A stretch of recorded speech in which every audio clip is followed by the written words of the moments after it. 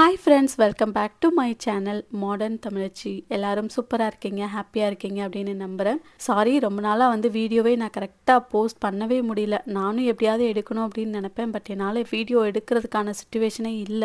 YouTubeலயும் சரி, Instagramல டைரக்டாவே எனக்கு நிறைய பேர் DM பண்ணியிருந்தீங்க. பிரெக்னன்ட்டா இருக்கீங்களாக்கா அப்படினு சொல்லிட்டு ஃபேஸ்ல நல்ல டிஃபரன்ஸ் தெரியுது அப்படினு. அதெல்லாமே நான் உங்களுக்கு அப்கமிங்ல ஷேர் பண்றேன். இந்த வீடியோ ஆடிப்பெருக்கு அன்னைக்கு எடுத்த வீடியோ தான். காலையிலே பாத்தீங்கன்னா ரெஃப்ரெஷ் ஆகலாம் அப்படின்னு பார்த்தா ஃபேஸ் பாருங்க எப்படி இருக்கு அப்படின்ட்டு. அதுக்கு முன்னாடி ஒரு 1 வீக்காவே சுத்தமாவே உடம்பு சரியில்லைன்னு சொல்லியிருந்தேன் இல்லையா. அந்த டைம்ல பவர்ஃபுல்லான டேப்லெட்ஸ்லாம் எடுத்துக்கிட்டதுனால பார்த்தீங்கன்னா லிப்ஸ்ல எல்லாம் நல்ல ஹீட்னால புண்ணு வந்துருச்சு. ஸோ இப்போ அது எல்லாமே நல்லாவே கிளியர் ஆயிடுச்சு தான். பட் அந்த டைமில் அப்படி இருந்துச்சு. அதுக்கப்புறமா பார்த்தீங்கன்னா காலையில் நான் எழுந்திருக்கிறதுக்கே ஒரு 8 o'clock அந்த மாதிரி இருந்தது. காலையில் நான் எழுந்து வரதுக்கு முன்னாடியே அம்மா முருங்கை சூப்பு போட்டிருந்தாங்க. காலையில் எம்டி ஸ்டமக்கில் குடி அப்படின்னு சொல்லிட்டு அதை தான் குடிச்சிட்டு இருந்தேன். நான் தூங்கி எழுந்திரிச்சு வரதுக்கு முன்னாடியே அம்மா தங்கச்சி எல்லாருமே ரெஃப்ரெஷ் ஆகிட்டாங்க. குட்டீஸ் கூட ரெஃப்ரெஷ் ஆகிட்டாங்க. நான் மட்டும்தான் கொஞ்சம் லேட்டாக எழுந்திரிச்சு வந்தேன். ஏன்னா அவங்க லேட்டாக தான் எழுந்திரிக்கவே சொன்னாங்க. நாங்கள் இருக்கிற வரைக்கும் நீ காலையில் லேட்டாகவே எழுந்திரி அப்படின்னு சொல்லிட்டு அதுக்குள்ளேயே அம்மா சமையலுக்கும் ரெடி பண்ணிட்டாங்க. அன்னைக்கு டே ஒரு 11 to 12 o'clock சாமி கும்பிடலாம் அப்படின்னு பிளான் இருந்தது. ஸோ அதனால அம்மா குக்கிங் வேலையும் காலையிலே முடிச்சிடலாம் அப்படின்ட்டு பார்த்துட்டு இருந்தாங்க. அன்னைக்கு நான் ரெடி ஆகிறதுக்காக சாரீ தான் வேர் பண்ணியிருந்தேன். இது என்னோட ஃப்ரெண்டு பொட்டிக் வச்சுருக்காங்க. அவங்கக்கிட்ட வாங்கினது தான். பர்சனலாக அவங்கக்கிட்ட வாங்கினது தான், ப்ரமோஷனுக்காகலாம் இல்லை. திண்டுக்கல் சக்தி சாய் சாரீஸ் அப்படின்னு சொல்லிட்டு இன்ஸ்டாகிராம் செக் பண்ணி பாருங்கள், நிறைய கலெக்ஷன்ஸ் இருக்கும். ட்ரெஸ்லாம் எடுத்து வச்சுட்டு இருந்தேன். அதுக்குள்ளே அம்மா காலையில் பிரேக்ஃபாஸ்ட் அன்றைக்கி எல்லாருக்குமே சத்து மாவு கஞ்சி தான் ரெடி பண்ணியிருந்தாங்க. அதை குடிச்சிட்டு அதுக்கப்புறமா நானுமே ரெஃப்ரெஷ் ஆகிட்டு வந்துட்டேன். அன்னைக்கு மஞ்சள் கயிறில் தாலி போட்டுட்டு நம்ம போட்டிருக்க தாலியை சாமிக்கிட்ட வச்சு பூஜை பண்ணிவிட்டு அதுக்கப்புறமா அன்னைக்கு போட்டோம் அப்படின்னா விசேஷம்னு சொல்லியிருந்தாங்க. அதனால நாங்கள் 3 பேருமே அன்றைக்கி அந்த பூஜை தான் ரெடி பண்ணியிருந்தோம். பட் ரொம்ப கிராண்டாலாம் சாமி கும்பிடல, சிம்பிளாக தான் ரெடி பண்ணியிருந்தோம். அன்றைக்கி பணியாரமும் ரெடி பண்ணியிருந்தாங்க. ஸோ பணியாரம் ரொம்ப ஸ்பெஷல். ஏன்னா அன்னைக்கு ஆடிப்பெருக்கு அன்னைக்கு தான் எங்கள் குலதெய்வ கோயில் வழிபாடு நடக்கும். அன்னைக்கு விடிய விடிய நெய் பணியாரம் சுட்டு சாமிக்கு படைப்பாங்க. அதனால அம்மா கிட்டே இந்த கதையெல்லாம் சொல்லிட்டு இருக்கும்போது அம்மா சரி நீ வீட்டிலே சாமியை நினச்சி நீ அன்னைக்கு பூஜை பண்ணிக்கோ அப்படின்னு சொல்லிட்டு அன்றைக்கி பணியாரமும் முன்னாடி நாளே ஊற வச்சு அரைச்சி எடுத்து வச்சுட்டாச்சு மாவு. ஸோ அடுத்த நாள் காலையில் சாமிக்கு படைக்கிறதுக்கு பணியாரம், சக்கரை பொங்கல், அப்புறம் இந்த பச்சரிசி, வெல்லம், பொட்டுக்கடலை இதெல்லாம் போட்டு ஒரு இது பண்ணியிருந்தாங்க. அதுவும் நல்லா இருந்துச்சு. சாமிக்கு படைக்கிறதுக்காக அதெல்லாம் ரெடி பண்ணியிருந்தோம். குலதெய்வ கோயிலுக்கு எதனால திருவிழா டைமில் போக முடியல அப்படின்னு பார்த்தீங்கன்னா, ஹஸ்பண்ட் முன்னாடி நாளே அவருக்கு மேட்ச் வந்துருச்சு. ஸோ அவர் திருவள்ளூர் போகிற மாதிரி ஆயிடுச்சு பசங்களெல்லாம் கூட்டிகிட்டு ஸ்கூலுக்கு. ஸோ அதனால் வேறு வழியே இல்லை. அவர் இல்லாத டைமில் நான் போக முடியாது இல்லையா. அதனால தான் கோவிலுக்கு போக முடியல. ஸோ ரொம்ப மிஸ் பண்ணேன் நான் ஸோ இந்த டைமில் அந்த கோவிலில் கட்டலாம் அப்படின்னு சொல்லிட்டு தான் இந்த சாரியே நான் பிளான் பண்ணி முன்னாடியே வாங்கிலாம் வச்சுருந்தேன். பட் சடனாக போக முடியாமல் போயிடுச்சு. நான் உடம்பு சரியில்லாத இருக்கும்போதே அம்மா வர்றதா பிளான் தான். பட் அந்த டைமில் கரெக்டாக இவர் சொல்லிட்டு இருந்தார், நான் மேட்ச்க்கு போவேன் அப்படின்னு சொல்லிட்டு இருந்தாரா. ஸோ அதனால் அந்த டைமில் அம்மாவை வர வேணாம்மா, நீங்கள் அவர் ஊருக்கு போகிற டைமில் வாங்க, அப்போ எனக்கு ஹெல்ப்ஃபுல்லாக இருக்கும் அப்படின்னு சொல்லியிருந்தேன். அதனால தான் அவங்க இந்த டைமில் ஒரு 1 வீக் தங்கியிருந்தாங்க. அவருமே மேட்ச்க்கு ஒரு 4-5 டேஸ் கிட்ட அங்கே ஸ்டே பண்ணுற மாதிரி ஆயிடுச்சு. என்னதான் இருந்தாலும் சாமிக்கு இந்த மாதிரி தேங்காய் சரட்டை நல்லா இது காய வச்சு அதில் தீப தூபம்லாம் போட்டால் தான் எனக்கு ஏதோ வீடே நல்ல ஒரு ப்ளசண்ட்டாக இருக்கிற மாதிரி இருக்கும். என்னோடய விளாக்ஸ் பார்க்குறவங்க எல்லாருக்குமே தெரியும். எவ்ரி டியூஸ்டே, தேர்ஸ்டே, ஃப்ரைடே இந்த 3 நாளுமே இந்த சாம்பிராணி ஊதுபத்தி போட்டு வீடு ஃபுல்லாக காமிச்சிருவேன். அப்போ தான் எனக்கு ஒரு மைண்டே நல்லா இருக்க மாதிரி இருக்கும். அம்மா கூட சொல்லுவாங்க, உன்னோட வீட்டில் இருந்தால் அது இனம் புரியாத சந்தோஷமாக இருக்குது அப்படின்னு சொல்லுவாங்க. அது உண்மை தான். எங்கே போயிட்டு வந்தாலும் சரி, நம்ம வீட்டில் உட்காந்து ஒரு கப் காஃபி குடிக்கும் போது இருக்கிற சாட்டிஸ்ஃபேக்ஷனே தனி தான் இல்லையா. ஸோ அந்தளவுக்கு டிவைனாக இருக்கணும் வீடு அப்படின்ற மாதிரி நான் நினப்பேன். ரொம்ப சாமி ரொம்ப எந்த நேரமும் நினச்சிட்டு இருக்குது அந்த மாதிரி இல்லை. பட் இந்த மாதிரி வீட்டில் அப்பப்போ விளக்கு ஊதுபத்தி ஏற்றி வச்சாலே ஒரு பாசிட்டிவ் இருக்கும் எனக்கு. அதுக்காகவே இதெல்லாம் ரெடி பண்ணுறது தான். காலையிலேருந்து அம்மாவும் தங்கச்சியும் தான் எல்லா ஏற்பாடும் அரேஞ்ச்மெண்ட்ஸும் பண்ணாங்க. நான் குளிச்சுட்டு வந்த உடனே நீ தான் விளக்கேற்றணும், நீயே பண்ணு அப்படின்ட்டாங்க. ஏன்னா உங்கள் குலதெய்வத்துக்கு தான் இன்றைக்கி திருவிழா நடந்துகிட்ருக்கு, உன் தெய்வத்தை நினச்சி நீயே நீயே கும்பிடு அப்படின்னு சொல்லியிருந்தாங்க. அதனால நான் தான் வந்து இன்னைக்கு விளக்கேத்தி சாமியெல்லாம் கும்பிட்டேன். சுமங்கலிகள் வந்து போட்டு விடுறது நல்லது. அதனால அம்மா தான் எங்களுக்கு வந்து தாலி வந்து சாமி கிட்ட வச்சு கும்பிட்டு போட்டு விட்டாங்க. என் தங்கச்சி கூட அம்மாவை கிண்டல் பண்ணிட்டு இருந்தா. பெரிய சுமங்கலிகள் வந்து தாலி போடணும் அப்படின்னு சொல்லிட்டு எங்க 2 பேருக்கும் அம்மா போட்டு விட்டாங்க. வாமா நான் வேணா உனக்கு தாலி போட்டு விடுறேன். நீ தான் எப்ப பார்த்தாலும் என்ன மாமியார் மாதிரியே இருக்க, என்னோட மாமியார் மாதிரியே இருக்கன்னு சொல்லுவல்ல அப்படின்னு சொல்லி கிண்டல் பண்ணிட்டு இருந்தா. நிஜமா என் தங்கச்சி வந்து என்னோட அப்பத்தா மாதிரி இருப்பா. சின்ன வயசுலேருந்து நாங்கள் எல்லாருமே கிண்டல் பண்ணிட்டு இருப்போம். சாமிலாம் கும்பிட்டு முடித்த உடனே சாமிக்கு வச்சுருந்த அந்த பச்சரிசி, பொட்டுக்கடலை, வெல்லம் இதெல்லாம் போட்டு சாமிக்கு வச்சுருந்தாங்க இல்லையா, அது குட்டீஸ் எல்லாத்துக்கும் எடுத்து கொடுத்துட்டு இருந்தாங்க. எனக்கும் அதுக்கப்புறமா ஒரு வீடியோ எடுக்கிற வேலை இருந்தது. ஸோ மாடியில் போயிட்டு கொஞ்சம் பிக்சர்ஸ்லாம் ஷூட் பண்ணிவிட்டு ஹஸ்பண்ட்க்கும் வந்து அவர் ஊருக்கு போயிருக்கார் இல்லையா, அவருக்கும் வந்து பிக்சர்லாம் ஷேர் பண்ணிவிட்டு அதுக்கப்புறமா கரெக்டாக லன்ச் டைம் வந்துருச்சு. வீட்டுக்கு வந்து அப்படியே லஞ்சு சாப்பிட ஸ்டார்ட் பண்ணிட்டோம். அன்றைக்கி வெண்டைக்காய் பொரியல், காய் போட்ட சாம்பார், அப்பளம் இருந்தது. அப்பளம் நான் எடுத்துக்கலாம். அப்படியே ஃபேமிலியோட அன்றைக்கி டே வந்து சாப்பிட்டுட்டு அப்படியே வீட்டில் ஜாலியாக ஒரு மூவியோட டே வந்து அப்படியே ஸ்பெண்ட் ஆச்சு. நல்ல ஒரு பாசிட்டிவான ஒரு மூவி தான். 3 BHK இதெல்லாம் நம்மளோட லைஃபோட கனெக்ட் பண்ணுற மாதிரியான ஒரு மூவி. நல்லா இருந்துச்சு. அன்றைக்கி அதுக்கப்புறம் நான் வீடியோஸ்லாம் எதுவுமே எடுக்கல. ஏன்னா ஆர்டர்ஸும் எடுத்துகிட்டு இருந்தேன், ஷார்ட்ஸ் வீடியோ ஒன்று எடுத்துகிட்டு இருந்தேன், லாங் வீடியோவும் எடுத்துகிட்டு இருந்தேன். ஸோ அதனால் ரொம்ப டயர்ட் ஆகிடுச்சு. அதுக்கப்புறம் ரெஸ்ட் விட்டாச்சு. ஹஸ்பண்ட் வீட்டில் இல்லாதனால ஆஃபீஸ் ஒர்க் நான் தான் ஃபுல்லாகவே மேனேஜ் பண்ணுற மாதிரி ஆகிடுச்சு. ஸோ அடுத்த நாள் வந்து ஸ்டாஃபும் வரல, அன்றைக்கி லீவுன்ட்டாங்க.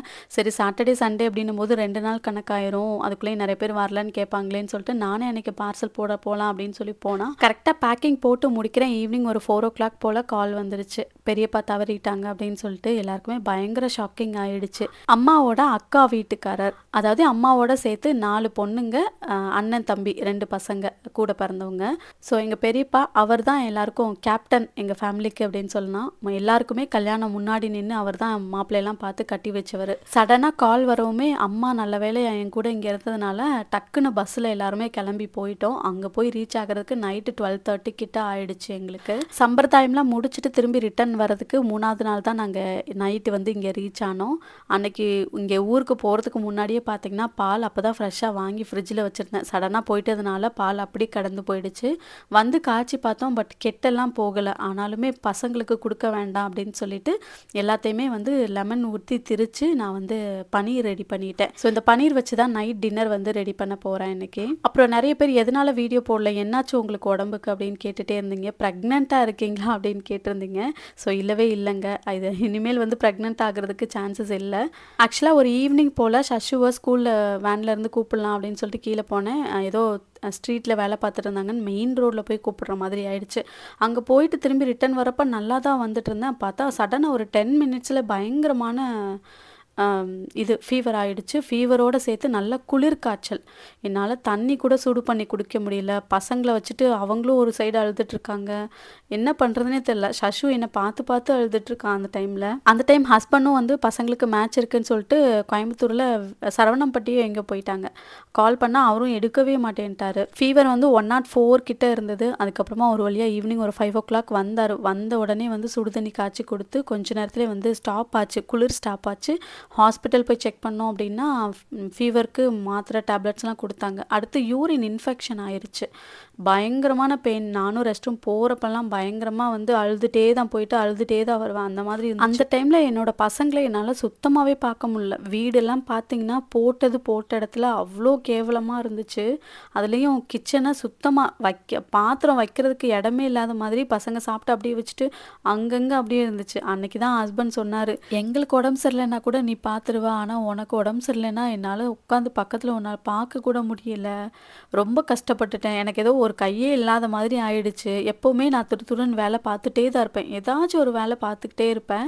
பட் இந்த மாதிரி உடம்பு சரியில்லைன்னாலுமே வீடு வந்து நீட்டாக வச்சுக்குவேன். ஸோ நீட்டாக வச்சுட்டு கூட திரும்ப போய் படுத்துக்குவேனே தவிர இந்த மாதிரி வச்சுக்கவும் மாட்டேன்னா. அப்போது ஹஸ்பண்ட் வந்து டாக்டர் தெரிஞ்சவங்க தான், அவங்கக்கிட்ட கேட்டே வந்து சொன்னார், இந்த மாதிரி இவன் இப்படி இருந்து நான் பார்த்ததே இல்லை, சி செக்ஷன் முடிச்சு கூட 7-8 நாள்லேயே எந்திரிச்சு வேலை பார்க்க ஆரம்பிச்சிட்டா, இப்படி இருந்து நான் பார்த்ததே இல்லை அப்படின்னு சொல்லிட்டு ரொம்ப ஃபீல் பண்ணார். அப்போ தான் முடிவு பண்ணார், உன் உடம்ப ஃபஸ்ட்டு பாரு, நல்லா க்யூர் ஆனதுக்கப்புறமா வீடியோ எடு அப்படின்னு சொல்லிட்டு என்னை வீடியோவே அவர் எடுக்க விடலை. அவரும் மேட்ச் டைம் அப்படிங்கிறதுனால ஒரு நாள் மட்டும் லீவ் போட்டு என்னை பார்த்துக்கிட்டாரு. அதுக்கப்புறம் வந்து ஒரு 1 week இப்படி இருக்கவும் அவளால் லீவ் போட முடியல. ஸோ வெளியில் போகிற மாதிரியான சுச்சுவேஷனும் ஆயிடுச்சு அவருக்கு. இதில் இருக்க வீடியோஸ் எல்லாமே 1-2 நான் எடுத்தது, மீதியெல்லாம் எனக்கு சஷு எடுத்திருக்கான். எப்போ எடுத்தா ஆரம்பிச்சிட்டானே தெரில. அவங்க அப்பா வந்து அப்பப்போ வீடியோ கால் இல்லை வீடியோ பண்ணி காட்டுறா அப்படின்னு சொல்லி கேட்டுட்ருப்பாரு.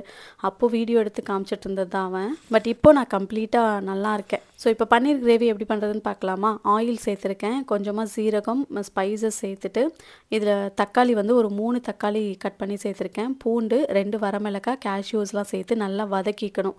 இது நல்லா வதங்கினதுக்கப்புறமா ஒரு மிக்ஸி ஜாருக்கு மாற்றிட்டு நல்லா ஃபைன் ஸ்மூத் பேஸ்ட்டாக வந்து அரைச்சி எடுத்து வச்சுக்கணும். இந்த அளவுக்கு நல்லா ஸ்மூத்தாக இருக்கிற மாதிரி அரைச்சி எடுத்து வச்சுக்கிட்டேன் நான். திரும்ப அதே கடாயிலே வந்து ஆயில் சேர்க்கல, ஆல்ரெடி ஆயில் இருந்ததுலேயே வந்து ஒரு 1 கேப்சிகம் சேர்த்துருக்கேன். கொஞ்சமாக உப்பு சேர்த்துட்டு லைட்டாக ஒரு 10 செகண்ட்ஸ்க்கு மட்டும் நல்லா வதக்கிட்டு அதையும் எடுத்து வச்சுக்கலாம். திரும்ப அதே கடாயிலே தேவையான அளவுக்கு ஆயில் சேர்த்துட்டு பெரிய வெங்காயம் வந்து கட் பண்ணி சேர்த்துருக்கேன். ஒரு பெரிய வெங்காயம் கட் பண்ணி சேர்த்துருக்கேன். அது வந்து நல்லா வதங்கி வரணும். வெங்காயம் கலர் நல்லா மாறினதுக்கப்புறமா இதில் மஞ்சத்தூள், மிளகாத்தூள், ஜீரகத்தூள், மல்லித்தூள், அப்புறம் தனி மிளகாத்தூள் எல்லாமே சேர்த்து நல்லா மிக்ஸ் பண்ணிக்கிட்டேன். அப்புறம் நம்ம அரைச்சி வச்சுருக்க அந்த ஸ்மூத் பேஸ்ட்டையும் இது கூட சேர்த்துட்டு தேவையான அளவு தண்ணி சேர்த்து நல்லா மிக்ஸ் பண்ணிவிட்டு கொதிக்க விட்டுக்கலாம். இதுக்கு தேவையான அளவு உப்பும் சேர்த்து கொதிக்க விட்டுக்கலாம். இது ஒரு 10 நிமிஷத்துக்குள்ளே நல்லா கொதி வந்துடும் இல்லையா? ஸோ அந்த டைமில் ஃபைனலாக வந்து நம்ம பன்னீர் சேர்த்துட்டு கட் பண்ணி வச்சுருக்க கேப்சிகம் வதக்கி வச்சுருக்க கேப்சிகம் சேர்த்துட்டு ஃபைனலாக ஒரு பச்சை மிளகாய் சேர்த்து நல்லா கொதிக்க விட்டுட்டேன். ஆல்ரெடி நான் ஊருக்கு போகிறதுக்கு முன்னாடியே வந்து கொஞ்சம் பன்னீர் வீட்டில் ரெடி பண்ணி வச்சுருந்தேன். அதை வந்து நல்லா இந்த மாதிரி உதுத்து விட்டு மேலால் வந்து சேர்த்துட்டு நல்லா மிக்ஸ் பண்ணிவிட்டு கடைசியாக கசூரி மேத்தி சேர்த்துட்டு இறக்கிட்டோம் அப்படின்னா சூப்பராக இருக்கும் இந்த பன்னீர் கிரேவி. கண்டிப்பாக மஸ்ட்டு ட்ரை. சப்பாத்திக்கு சூப்பரான டேஸ்ட் இருக்கும், ட்ரை பண்ணி பாருங்கள். கிரேவி வச்சு கொடுத்துட்டு சப்பாத்தி மட்டும் ரெடி பண்ணி கொடுத்துட்டேன். மாவு மட்டும் நான் ரெடி பண்ணி கொடுத்துட்டேன் மிக்சிலே அரைச்சி. அப்புறம் தங்கச்சியும் அம்மாவும் தான் திரட்டி அடுப்பில் போட்டு எடுத்தாங்க. 4 நாளுக்கு அப்புறமா அன்றைக்கி தான் ஹஸ்பண்ட் ஊர்லேருந்தே வந்தார். அன்றைக்கி தான் டின்னர் வந்து சப்பாத்தியும் பன்னீர் கிரேவியும் ரெடி பண்ணியிருந்தேன். இந்த வீடியோ வந்து 2 நாளைக்கு முன்னாடி நேற்று எடுத்தது. ஸோ அகெயின் அவர் வந்த அடுத்த நாளே பார்த்தீங்கன்னா நாங்கள் ஊருக்கு போகலாம் அப்படின்னு பிளான். திரும்பி அகெயின் 8ஆம் நாள் காரியம் அப்படின்னு சொல்லிட்டு கிளம்பலான் இருந்தோம். அன்னைக்கு முதல் நாள் பாப்பாவுக்கு உடம்பு சரியில்லாமல் போயிடுச்சு. சடனாக அவளுக்கு என்ன பண்ணுச்சுன்னே தெரில. அப்புறம் உடனே ஹாஸ்பிட்டலில் அட்மிட் பண்ணிவிட்டு நானும் தங்கச்சியும் மட்டும்தான் ஃபஸ்ட்டு கிளம்பி ஓடினோம். அதுக்கப்புறமா ஹஸ்பண்ட்க்கு கால் பண்ணிவிட்டேன். அவருமே கொஞ்சம் நேரத்தில் வந்துட்டார். அப்புறம் ஹாஸ்பிட்டலில் வச்சுட்டு அவங்க வந்து 24 ஹவர்ஸ் வச்சு பார்ப்போம் அப்படின்னு சொல்லிட்டாங்க. அப்புறம் ஹாஸ்பிட்டல்லே அட்மிஷன் போட்டுட்டு 24 ஹவர்ஸ்க்கு வந்து நெக்ஸ்ட் டே 3 o'clock வந்து டிஸ்சார்ஜ் அப்படின்னு சொல்லியிருந்தாங்க. அது வரைக்கும் அன்றைக்கி நைட் ஃபுல்லாக வந்து நாங்கள் இருந்தோம் ஒரு 10 மணி வரைக்கும். அப்புறம் அம்மா வந்துட்டாங்க. அம்மாவை வந்து வண்டி புக் பண்ணி வர சொல்லிவிட்டு அம்மா இருந்துட்டு அடுத்த நாள் நீங்கள் ட்ரெஸ்ஸு மட்டும் எடுத்துகிட்டு வந்துருங்க அப்படின்னு சொன்னாங்க. நீங்கள் ஷார்ட்ஸ் வீடியோவில் பார்த்துருப்பீங்க.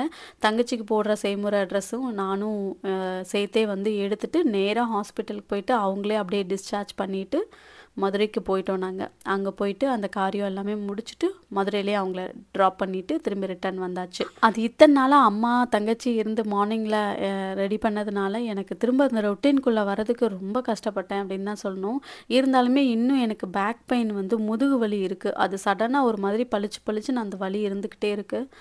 மார்னிங் டைம் எழுந்திரிக்கும் போது தான் ரொம்ப கஷ்டமாக இருக்கிற மாதிரி இருக்குது. அதனால தான் வீடியோஸ் வந்து நான் ப்ராப்பராக வந்து எடுக்கவே முடியல. ஒரு ஷார்ட்ஸ் வீடியோவில் கூட ஒரு சிஸ்டர் சொல்லியிருப்பாங்க, கண்ணெல்லாம் இன்னும் பழைய மாதிரியே தான் இருக்குது, உங்களுக்கு இன்னும் உடம்பு சரியாகலையா அப்படின்னு கேட்டிங்க. மார்னிங் டைம் பயங்கர ஸ்லீப்பிங் இருக்குது எனக்கு. மார்னிங் பயங்கர சிக்காக இருக்கிற மாதிரி இருக்கா, அதனால தான் அந்த மாதிரி இருக்குது. மற்றபடி ஆல்ரைட், நான் நல்லா இருக்கேன். இதுக்கப்புறமா வந்து இந்த ஷாம்பு ப்ரொடக்ஷன் வேலை, ஆயில் ப்ரொடக்ஷன் வேலை அப்படின்னு சொல்லிட்டு பேக் டு பேக் வேலையும் இருந்துகிட்டே இருக்கிற மாதிரி இருக்குது. வீட்டில் எனி டைம் வேலை இருந்துகிட்டே இருக்க மாதிரி இருக்குங்க.